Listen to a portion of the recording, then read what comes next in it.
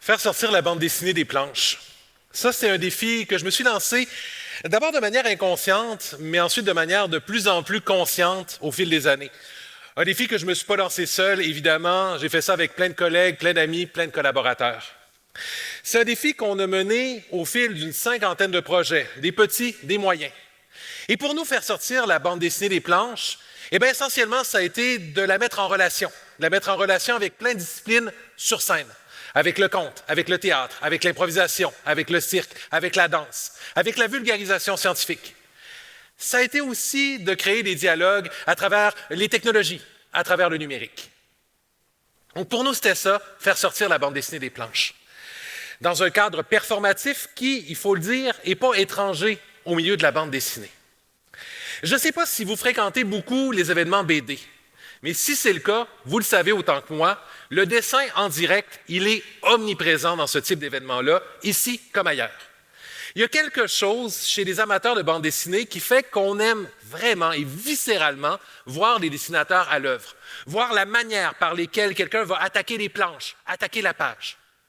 Et ça fait que d'un événement à l'autre, on met justement cette capacité-là de l'avant. Et il y a certains événements, certains festivals, en France, entre autres, il y a Angoulême, Bordeaux, Saint-Malo, Lyon, qui essaient d'exploser les façons par lesquelles on propose du dessin en direct. Au Québec, on a essayé de faire un peu comme ça aussi. Parallèlement, ce qu'il faut dire, c'est que la bande dessinée, c'est aussi un terreau d'expérimentation extrêmement stimulant. Les auteurs définissent les règles, évidemment, de ce médium-là qui est en pleine explosion depuis plusieurs dizaines d'années, et les auteurs explosent les règles qu'ils ont eux-mêmes contribué à bâtir.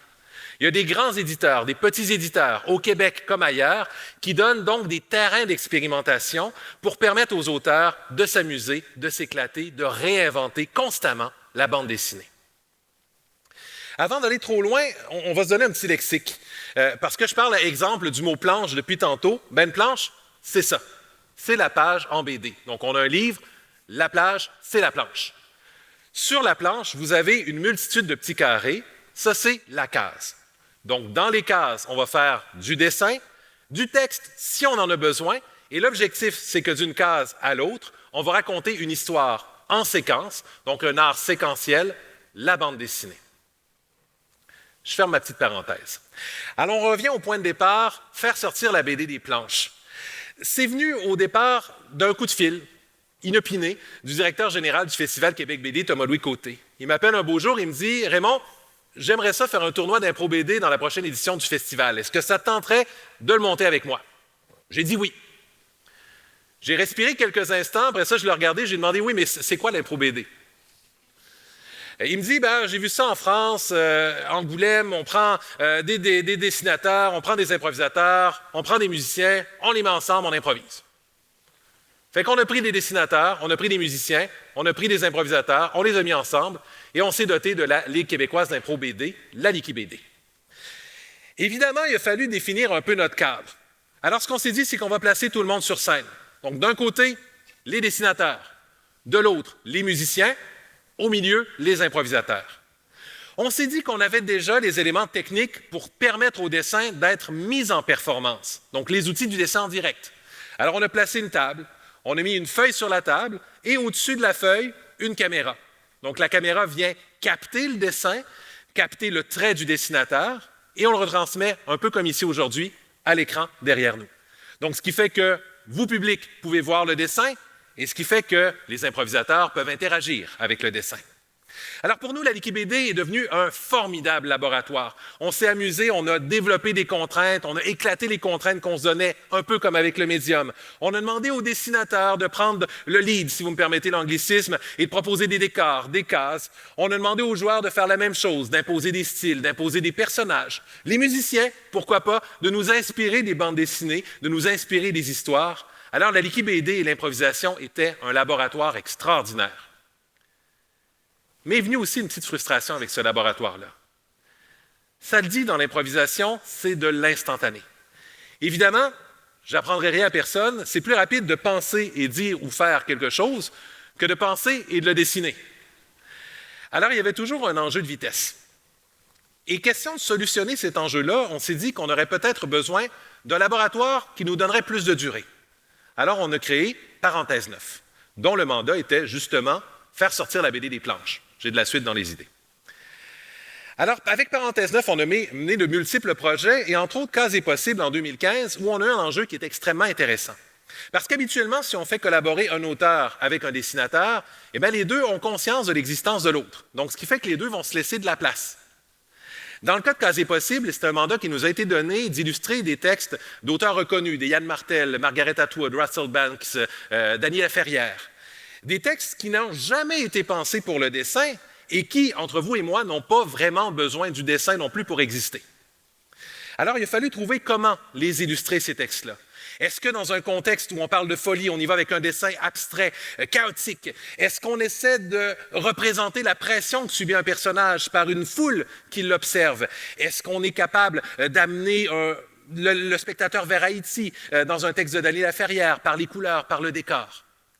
Le meilleur exemple de tout ça, c'est un texte de Russell Banks qu'on a eu à illustrer, un extrait d'American Darling, absolument superbe, où la narratrice vient d'être témoin d'un coup d'État raté.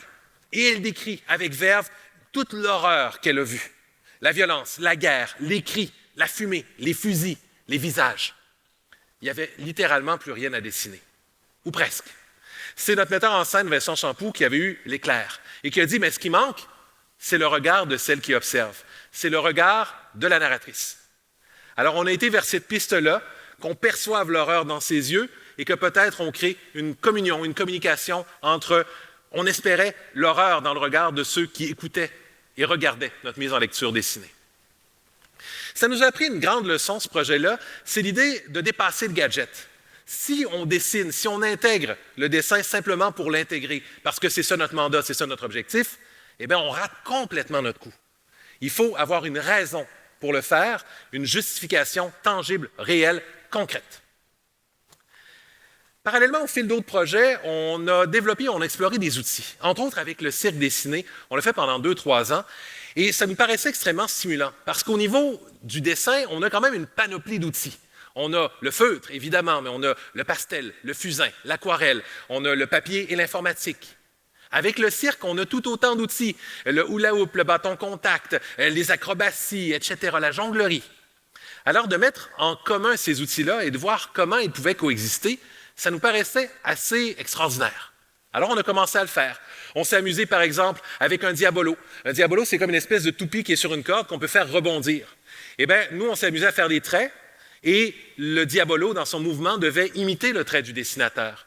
On a pris le cube, qui est une immense boîte hyper lourde et vraiment grosse, en fait un cube métallique, et on en a fait une case de bande dessinée tridimensionnelle. On s'est amusé avec notre mime et on a fait des décors sur l'écran. Et question d'apporter un peu de concret à ce décor-là, bien, on le fait interagir avec ces éléments-là. On s'est amusé à créer des ambiances et des décors abstraits aussi pour mettre l'accent sur le côté émotif de certains numéros. On s'est amusé à créer des relations à travers cette émotion-là, de faire une histoire d'amour entre un personnage sur papier et un acrobate qui faisait de l'acrobatie au sol. On a poussé un peu la logique aussi, question toujours d'apporter du concret, où on a créé des créatures à l'écran avec lesquelles on interagissait. Et sur l'image, ben, notre mime, elle est sur des patins à roulettes, parce que le monstre la soufflait d'un côté à l'autre de la scène, et elle devait suivre le souffle dessiné. Éventuellement, on a eu envie d'aller un peu plus loin. On s'est dit que ça pourrait être plaisant que le mouvement des artistes de cirque puisse se retrouver à l'écran, qu'on puisse interagir dans ce geste-là. Alors là, on a mis des capteurs, des caméras, différents appareils numériques, et on a fait dessiner nos artistes de cirque à l'écran. Éventuellement, on a été un petit coup un peu plus en avant, et on a commencé à mettre ce qu'on appelle des capteurs Kinect. Ça, c'est des capteurs de profondeur. Donc, on fait une espèce de modélisation 3D rudimentaire, on pourrait dire comme ça. Alors, on a mis les corps à l'écran. On a dit à nos dessinateurs, ben, allez-y, dessinez, amusez-vous dans cet espace-là. Donc, vous comprenez que pour nous, ça a été un projet extrêmement stimulant. Et à un moment donné, au fil des explorations, on s'est demandé pourquoi c'était aussi stimulant. Ce qui est ressorti, c'est essentiellement que les deux disciplines qu'on avait mis en contact avaient décidé de ne pas se servir elles-mêmes, mais de servir l'autre. Le cirque s'était mis au service du dessin, le dessin au service du cirque. Il n'y avait aucune des deux disciplines qui était la petite main de l'autre. un rapport égalitaire qui permettait une réelle communication, un réel échange entre les deux disciplines, une réelle écoute également. Et sans cette écoute-là, je ne crois pas que ce projet-là aurait été aussi loin qu'on a réussi à l'amener à ce jour. Évidemment, on sort un peu parfois du performatif aussi. On va aller notamment du côté de l'exposition. Notre plus récente, en 2018, ça a été les Chroniques de Montcalm, donc une exposition en réalité augmentée qu'on a fait dans l'espace public sur l'avenue Cartier à Québec. Pour celle-là, on est retourné un peu à nos devoirs. On est retourné vers le médium, vers la réflexion sur le médium bande dessinée. En BD, quand on aime bien commencer à réfléchir sur le médium, généralement, on va chez Scott McCloud, qui est un auteur qui a aussi beaucoup pensé à la structure de la BD. C'est quoi les règles et comment les éclater? Dans un de ses livres qui s'appelle Reinventing Comics, il amène un principe qui s'appelle The Infinite Canvas. J'explique. On a parlé des planches tantôt. La planche, je vous ai dit, c'est la page dans le livre. Donc, si je crée une BD dans un livre, je vais faire des planches. Et lui s'est dit, bien, si je crée une BD ailleurs, est-ce que j'ai encore des planches? L'exemple qu'il a utilisé était la page web. On a une page, mais les règles de la page web et les règles du livre ne sont pas du tout les mêmes. On en convient. Alors, dans la page web, on peut aller à l'infini, en haut, en bas, à gauche, à droite. Et donc, ce qui fait que plutôt d'être limité dans une minuscule page, eh bien, on peut aller à l'infini un peu partout. On va créer une histoire qui va être essentiellement en déambulation. Et donc, dans ce contexte-là, eh bien, on a adapté l'esprit de la bande dessinée à ce nouveau médium, de la page papier à la page web. Alors, ce qu'on s'est dit à travers tout ça, c'est qu'il fallait comprendre l'esprit de la BD, l'essence. Qu'est-ce que c'est? Eh bien, c'est l'idée de raconter en séquence, avec du dessin et du texte au besoin, un récit, une histoire. Et dans ce cas-là, il a fallu prendre cette réalité-là et le mettre dans le contexte de la réalité augmentée. Deuxième petit lexique. Pour faire de la réalité augmentée, on a besoin d'un marqueur. Nous, notre marqueur, on a choisi de prendre une planche de BD. Il faut que ça soit visuel, un marqueur. Alors, on a plein de visuels. Pourquoi passer à côté? Alors, l'idée, c'est qu'à travers ce visuel-là, il y a une application donc, informatique qui va reconnaître les éléments et qui va faire émerger quelque chose. Donc, il faut nécessairement avoir un écran, donc une tablette tactile, un téléphone intelligent. L'écran va décoder l'information et va générer de la réalité augmentée. Donc, va faire apparaître les éléments invisibles qui étaient cachés derrière l'illustration qu'on a proposée. Alors, évidemment, dans ce contexte-là, il a fallu se questionner sur notre médium. Il nous fallait définir le marqueur. Donc, on a un espace qui est limité autour de la page. Ça, c'est notre terrain de jeu. Première contrainte. Deuxième contrainte, l'application. Si je fais une application qui est trop lourde, personne ne va vouloir la télécharger. Alors, j'ai mis un maximum d'informations que je peux rendre. Je ne peux pas aller dans un détail trop excessif au niveau visuel, par exemple. Troisième élément, c'est le lecteur. C'est vous, c'est moi. Si je lis quelque chose avec mon téléphone intelligent, il ne faut pas que j'aie trop de texte parce que c'est pas gros. Je ne vous apprends rien non plus là. Alors, il fallait aller chercher quelque chose qui était limité au niveau contenu. Et ce qui fait qu'en connaissant donc, les contraintes de notre nouveau médium, la réalité augmentée, on a pu adapter les règles de la bande dessinée, adapter l'esprit de la bande dessinée dans ce nouveau cadre-là. Alors, on s'est orienté de notre côté vers une bande dessinée au caractère familial. On était dans l'espace public, avec un dessin qui était simple, du noir et blanc qui rappelle aussi l'esthétique de BD, qui crée une distance entre la réalité dans laquelle on propose la BD sur des murs de briques, dans des rues, dans l'espace urbain. On a créé des histoires qui étaient très quotidiennes, très proches des gens, très proches de l'endroit où ils se trouvent quand ils découvrent la bande dessinée. Et évidemment, tout ça ne nous a pas empêché non plus de s'amuser à tester les limites un peu du cadre qu'on s'était donné et d'essayer de voir jusqu'à quelle hauteur on pouvait monter, jusqu'à quelle distance on pouvait s'éloigner de notre marqueur. C'est un peu là où est rendu Parenthèse 9 actuellement. Donc, 5 années de réflexion, de travail collectif et collaboratif pour essayer de voir comment on peut contribuer aux côtés d'une multitude d'autres personnes à faire éclater le médium qu'est la bande dessinée. Je le disais, on n'est pas seul à faire tout ça et à la limite, je pense qu'on a contribué aux côtés de tous ces gens-là à décomplexer une pratique. Il y a une dizaine d'années, le dessin en direct, il était cantonné aux événements BD, ici comme ailleurs. Et de plus en plus, les auteurs, comme les organisateurs d'événements, les programmateurs et les autres, découvrent le potentiel réel de cette approche-là, de cette discipline-là, vont être de moins en moins gênés à l'intégrer, à la proposer, à l'incorporer à leurs activités. Autant que pour les auteurs, on va avoir aussi une conscience de plus en plus aiguisée que c'est quelque chose qu'on peut faire, qu'on peut proposer et qui représente un intérêt réel et tangible. Et ça, évidemment, on est fiers du côté de Parenthèse 9 d'avoir pu contribuer à ce mouvement-là ici au Québec, également par le biais de l'impro-BD, également par le biais de la multitude d'autres activités qu'on a proposées. La suite pour Parenthèse 9, c'est de prendre les 3 éléments qu'on a déterminés au fil des années et la multitude d'autres, de savoir que notre dessin, il faut dépasser le gadget, il faut le justifier, de comprendre qu'il faut réellement aborder les éléments dans un esprit de communion et d'écoute mutuelle et de respect mutuel entre les pratiques qu'on veut mettre en contact, qu'il faut préserver l'esprit de la bande dessinée et l'adapter au nouveau contexte où on le propose.